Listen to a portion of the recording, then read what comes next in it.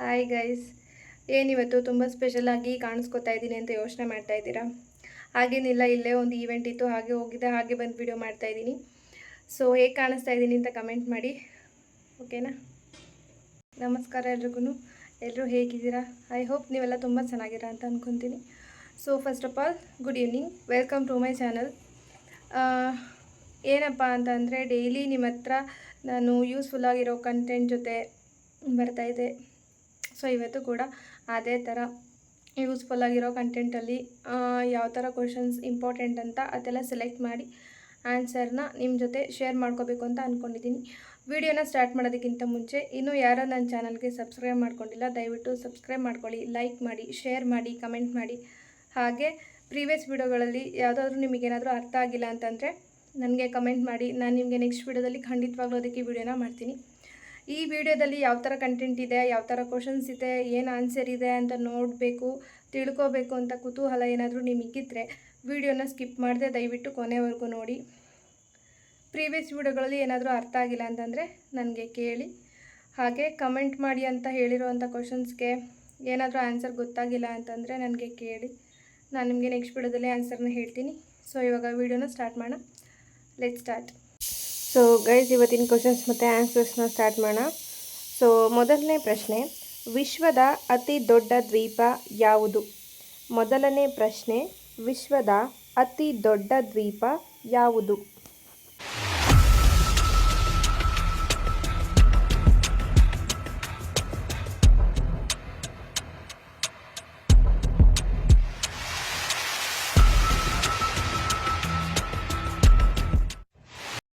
ಉತ್ತರ ಗ್ರೀನ್ಲ್ಯಾಂಡ್. ಓಕೆನಾ? ವಿಶ್ವದ ಅತಿ ದೊಡ್ಡ ದ್ವೀಪ ಎಂಬುದು ಗ್ರೀನ್ಲ್ಯಾಂಡ್ ಎಂಬುವಂಥದ್ದಾಗಿದೆ. ಓಕೆನಾ? ಅರ್ಥ ಆಯ್ತಲ್ವಾ? ಸೊ ಇವಾಗ ನೆಕ್ಸ್ಟ್ ಕ್ವಶನ್ ನೋಡೋಣ ಏನಿದೆ ಅಂತ. ಸೆಕೆಂಡ್ ಕ್ವಶನ್,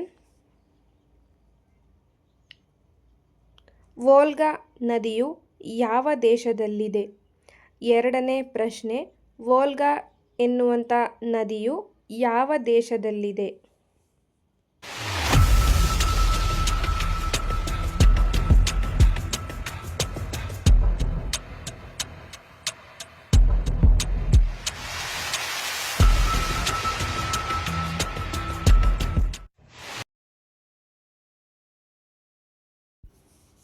ಉತ್ತರ ರಷ್ಯಾ. ಓಕೆನಾ? ವೋಲ್ಗಾ ಎಂಬುವಂಥ ನದಿಯು ರಷ್ಯಾ ದೇಶದಲ್ಲಿ ಇದೆ. ಓಕೆನಾ? ಅರ್ಥ ಆಯ್ತಲ್ವಾ? ಸೊ ಇವಾಗ ನೆಕ್ಸ್ಟ್ ಕ್ವಶನಿಗೆ ಹೋಗೋಣ, ನೋಡೋಣ ನೆಕ್ಸ್ಟ್ ಕ್ವಶನ್ ಏನಿದೆ ಅಂತ. ಥರ್ಡ್ ಕ್ವಶನ್, ಕೆಂಪು ಭಾರತೀಯರು ಯಾವ ಖಂಡದ ಸ್ಥಳೀಯ ನಿವಾಸಿಗಳಾಗಿದ್ದಾರೆ? ಮೂರನೇ ಪ್ರಶ್ನೆ, ಕೆಂಪು ಭಾರತೀಯರು ಯಾವ ಖಂಡದ ಸ್ಥಳೀಯ ನಿವಾಸಿಗಳಾಗಿದ್ದಾರೆ?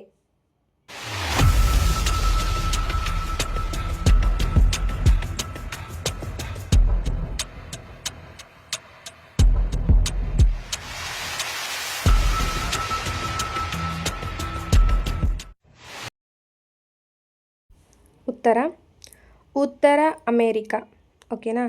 ಕೆಂಪು ಭಾರತೀಯರು ಯಾವ ದೇಶದ ಸ್ಥಳೀಯ ನಿವಾಸಿಗಳಾಗಿದ್ದಾರೆ ಅಂದರೆ ಉತ್ತರ ಅಮೇರಿಕಾ. ಓಕೆನಾ? ಸೊ ಇವತ್ತಿನ ನೆಕ್ಸ್ಟ್ ಕ್ವಶನ್ ನೋಡೋಣ ಏನಿದೆ ಅಂತ. ಫೋರ್ತ್ ಕ್ವಶನ್, ಭಾರತದ ಸಂವಿಧಾನದ ಪ್ರಕಾರ ಮತದಾನದ ಕನಿಷ್ಠ ವಯಸ್ಸು ಎಷ್ಟು? ನಾಲ್ಕನೇ ಪ್ರಶ್ನೆ, ಭಾರತದ ಸಂವಿಧಾನದ ಪ್ರಕಾರ ಮತದಾನದ ಕನಿಷ್ಠ ವಯಸ್ಸು ಎಷ್ಟು?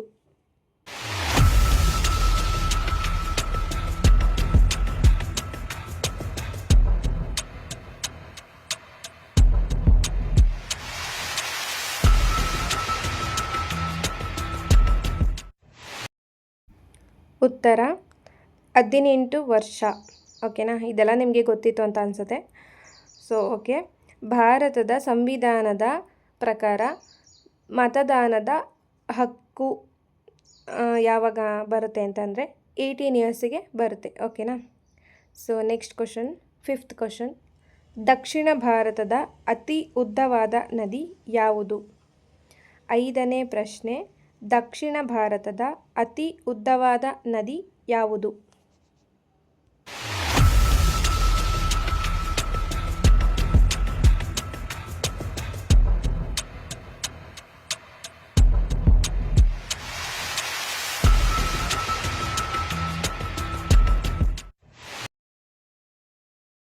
ಉತ್ತರ ಗೋದಾವರಿ ನದಿ.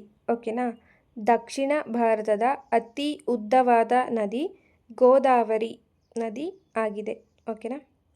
ಸೊ ನೆಕ್ಸ್ಟ್ ಕ್ವಶನ್ ನೋಡೋಣ ಏನಿದೆ ಅಂತ. 6th question.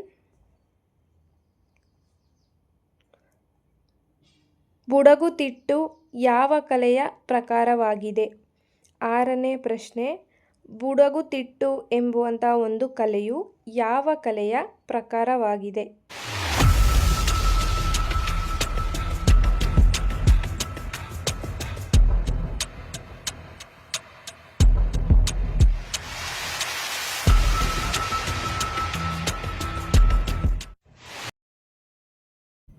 ಉತ್ತರ ಯಕ್ಷಗಾನ ಕಲೆ. ಓಕೆನಾ. ಬುಡಗುತಿಟ್ಟು ಎಂಬುವಂಥ ಒಂದು ಕಲೆಯು ಯಕ್ಷಗಾನ ಕಲೆಯ ಒಂದು ಪ್ರಕಾರ ಆಗಿದೆ.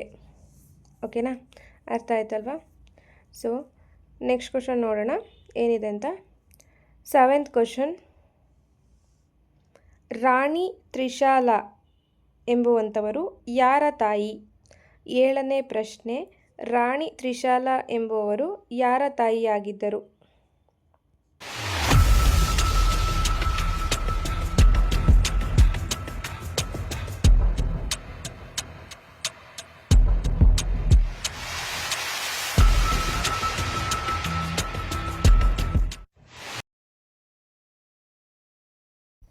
ಉತ್ತರ ವರ್ಧಮಾನ ಮಹಾವೀರ.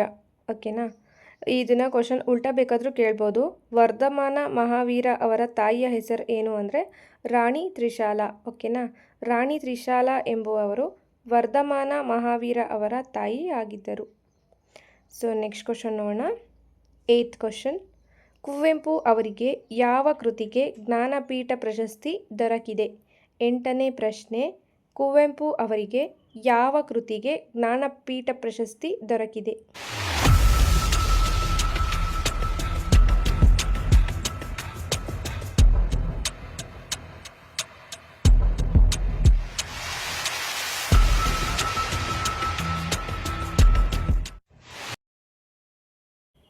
ಉತ್ತರ ಶ್ರೀರಾಮಾಯಣ ದರ್ಶನಂ.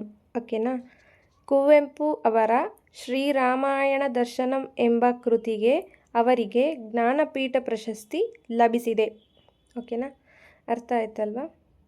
ಸೊ ನೆಕ್ಸ್ಟ್ ಕ್ವಶನ್ ನೋಡೋಣ ಏನಿದೆ ಅಂತ. 9th question.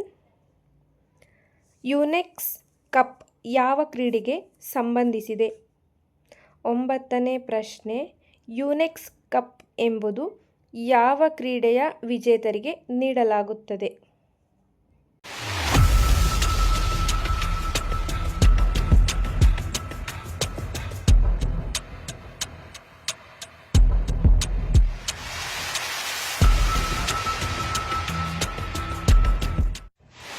ಉತ್ತರ ಬ್ಯಾಡ್ಮಿಂಟನ್. ಓಕೆನಾ.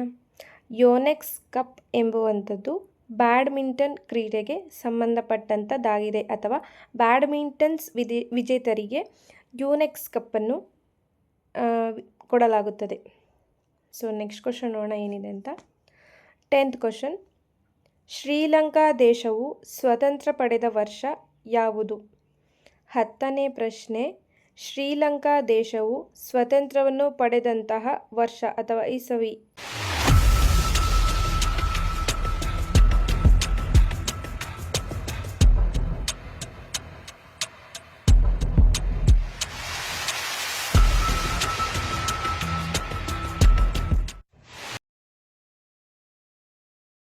ಉತ್ತರ 1948. ಓಕೆನಾ. ಶ್ರೀಲಂಕಾ ದೇಶವು ಸ್ವಾತಂತ್ರ್ಯವನ್ನು ಪಡೆದ ವರ್ಷ 1948. ಓಕೆನಾ. ಸೊ ನೆಕ್ಸ್ಟ್ ಕ್ವಶನ್ ನೋಡೋಣ ಏನಿದೆ ಅಂತ. 11th question. ಭಾರತದ ಯಾವ ನಗರವನ್ನು ಗೋಲ್ಡನ್ ಸಿಟಿ ಎಂದು ಕರೆಯಲಾಗುತ್ತದೆ? 11ನೇ ಪ್ರಶ್ನೆ. ಭಾರತದ ಯಾವ ನಗರವನ್ನು ಗೋಲ್ಡನ್ ಸಿಟಿ ಎಂದು ಕರೆಯಲಾಗುತ್ತದೆ?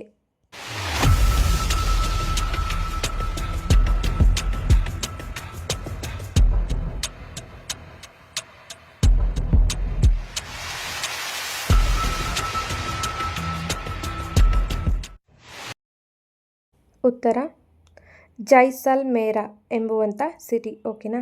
ಭಾರತದ ಜೈಸಲ್ಮೇರ ಎಂಬುವಂಥ ಸಿಟಿಯನ್ನು ಗೋಲ್ಡನ್ ಸಿಟಿ ಎಂದು ಕರೆಯಲಾಗುತ್ತದೆ. ಓಕೆನಾ, ಅರ್ಥ ಆಯ್ತಲ್ವಾ? ಸೊ ನೆಕ್ಸ್ಟ್ ಕ್ವಶನ್ ನೋಡೋಣ ಏನಿದೆ ಅಂತ. 12th question. ಕರ್ನಾಟಕದಲ್ಲಿ ಪೊಲೀಸ್ ಧ್ವಜ ದಿನ ಎಂದು ಆಚರಿಸಲಾಗುತ್ತದೆ. 12ನೇ ಪ್ರಶ್ನೆ. ಕರ್ನಾಟಕದಲ್ಲಿ ಪೊಲೀಸ್ ಧ್ವಜ ದಿನವನ್ನು ಯಾವ ದಿನದಂದು ಆಚರಿಸಲಾಗುತ್ತದೆ?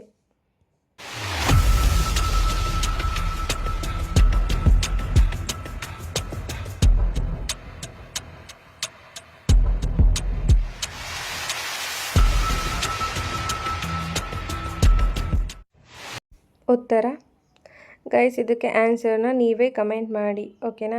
ನಿಮಗೆ ಗೊತ್ತಿರುತ್ತೆ ನಾನು ಎಲ್ಲ ವೀಡಿಯೋಸಲ್ಲೂ ನಿಮಗೆ ಅಂತ 1 ಅಥವಾ 2 ಕ್ವಶನ್ಸ್ನ ಆನ್ಸರ್ ಮಾಡೋದಕ್ಕೆ ಅಂತ ನಿಮಗೆ ಅಂತ ಬಿಟ್ಟಿರ್ತೀನಿ ಅಂತ. ಸೊ ಆನ್ಸರ್ ಮಾಡಿ, ಗೊತ್ತಿಲ್ಲ ಅಂದರೆ ಕಮೆಂಟ್ ಮಾಡಿ. ನೆಕ್ಸ್ಟ್ ವೀಡಿಯೋದಲ್ಲಿ ನಾನು ಇದಕ್ಕೆ ಆನ್ಸರ್ನ ತಿಳಿಸ್ತೀನಿ. ಓಕೆನಾ. ನೆಕ್ಸ್ಟ್ ಕ್ವಶನ್ ನೋಡೋಣ. 13th question. ಜೈ ಜವಾನ್ ಜೈ ಕಿಸಾನ್ ಘೋಷಣೆಯನ್ನು ನೀಡಿದವರು ಯಾರು? 13ನೇ ಪ್ರಶ್ನೆ. ಜೈ ಜವಾನ್ ಜೈ ಕಿಸಾನ್ ಎಂಬ ಘೋಷಣೆಯನ್ನು ನೀಡಿದವರು ಯಾರು?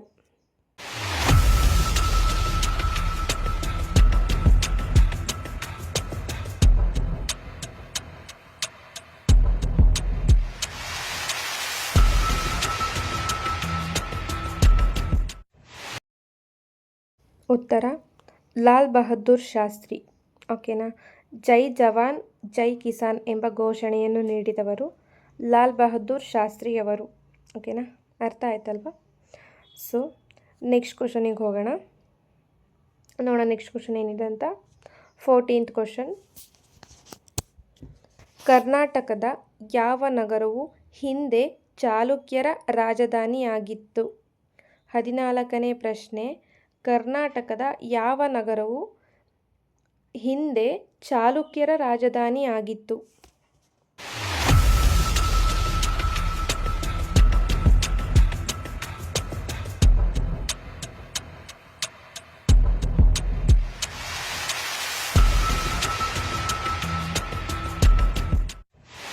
ಉತ್ತರ ಬಸವ ಕಲ್ಯಾಣ. ಓಕೆನಾ. ಕರ್ನಾಟಕದ ಬಸವ ಕಲ್ಯಾಣ ಎಂಬುವಂಥ ನಗರವು ಹಿಂದೆ ಚಾಲುಕ್ಯರ ರಾಜಧಾನಿ ಆಗಿತ್ತು. ಓಕೆನಾ. ನೆಕ್ಸ್ಟ್ ಕ್ವಶನ್ ನೋಡೋಣ ಏನಿದೆ ಅಂತ. 15th question. ಕರ್ನಾಟಕದಲ್ಲಿ ಪ್ರಸ್ತುತ ಎಷ್ಟು ಜಿಲ್ಲೆಗಳಿವೆ? I think all are guys you know this answer. So 15ನೇ ಪ್ರಶ್ನೆ.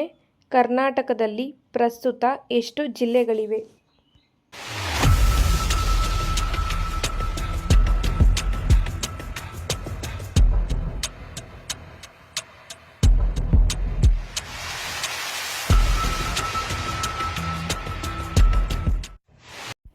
ಸೊ ನಿಮಗೆಲ್ರಿಗೂ ಆನ್ಸರು ಗೊತ್ತಿರುತ್ತೆ ಇದಕ್ಕೆ. ಸೊ ಇದಕ್ಕೆ ಆನ್ಸರ್ನ ನೀವೇ ಕಮೆಂಟ್ ಮಾಡಿ. ಓಕೆನಾ. ಸೊ ಇದಾಗಿತ್ತು ಇವತ್ತಿನ ವಿಡಿಯೋ. ಇದಾಗಿತ್ತು ಇವತ್ತಿನ ಕ್ವಶನ್ಸ್ ಮತ್ತು ಆನ್ಸರ್ಸ್.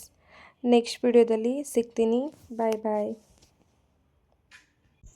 ಸೊ ಗೈಸ್, ನೋಡಿದ್ರೆ ಅಲ್ವಾ ಇವತ್ತಿನ ಕ್ವಶನ್ಸ್ ಮತ್ತು ಆನ್ಸರ್ಸ್ ಹೇಗಿತ್ತು ಅಂತ.